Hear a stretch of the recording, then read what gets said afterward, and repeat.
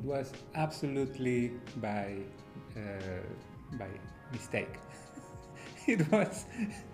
I had my own little business division back in the consultancy where I was a partner in Mexico, and my business division was specialized in the delivery of AS400 systems for general ledger and sales and distribution and etc. etc.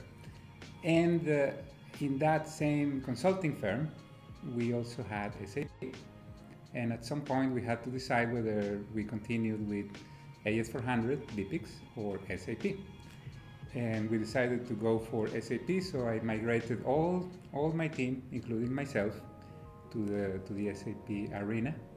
We all got retrained, and that was it. That was in 90. Definitely the one that still sparks my imagination and ambition and makes me a little bit dreamy is HANA. And it's up to the date a technological revolution that competitors have not quite matched. I mean, they are getting closer, but not quite there. And it's opening so many doors for the exploitation of data within an enterprise. It's given us access to real-time analysis of what happens in the workflow, real-time analysis of the smart IoTs within any kind of enterprise. It's incredible. I love it. Probably is not necessarily going to be the optimization of the current operations, because current operations are most likely in the world of SAP already commoditized and optimized. But the benefits are the capability to expand to new areas of operation or integrating other areas of the business that previously was impossible to do, because, like, for example, if you're in the manufacturing side and you wanted to have visibility of what actually was happening in the workflow, that required it was super difficult, because you needed to implement PLCs in the different manufacturing lines, and the PLCs were not like the new PLCs, which are kind of like stickers. They were like big chunky PLCs like that vibrated and moved around and got out of place, and then they generated information that was sometimes unreliable, and then collecting this information real time required like specialized platforms. So bottom line, it was too expensive, too complicated, too risky, too difficult. But now HANA kind of opened that door to make it faster, cheaper, safer, way more accessible, more reliable. It's incredible. There are other areas where the analysis of not only big data, it's big data, it's long data, it's old data, it's data that has been sitting around in systems for 20 years. So you have amounts of information that is like ridiculous, and the analysis of these seas of information is now being opened by HANA. This is like a new playground for data scientists. It's an integration platform that allows for the integration of super chunky data streams from, I don't know, you name it.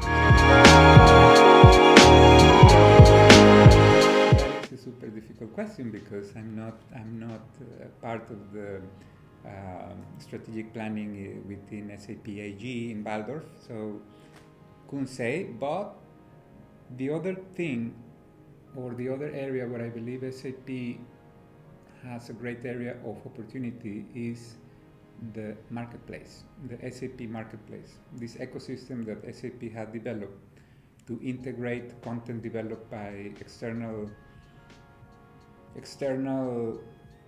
partners, third-party vendors, developing ideas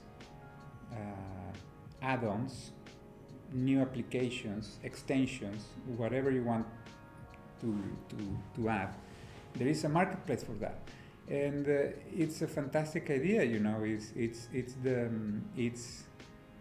It's what is going to bring fresh new content into the SAP platform, content which is going to keep the platform alive, the applications relevant, the business interested. This is a fantastic idea, and I think it's great potential for SAP. The other area, and this is more looking into the future and more on the techie side, what needs to be mentioned, is the capability to integrate high volume and high speed data streams into the SAP platform for uses that at the moment seem a little bit far away, like automatization of certain processes via robotics, like embodied robotics, those kind of things. It's an area of opportunity for SAP because it's the only ERP that has the technical capabilities to do that. Microsoft cannot do it, Oracle cannot do it, SAP can do it with different and enhanced versions of HANA. Elon Musk is just launched this idea of this Android that he's planning to sell for under 20K a pop. That's a game changer because the applications of these kind of embodied robotics, anthropomorphic robots, it's like the ultimate tool that you can use for anything, anywhere. And at some point, you'll have to collect data generated by these entities, these little robots. So hey, better be prepared because these things can move really, really fast.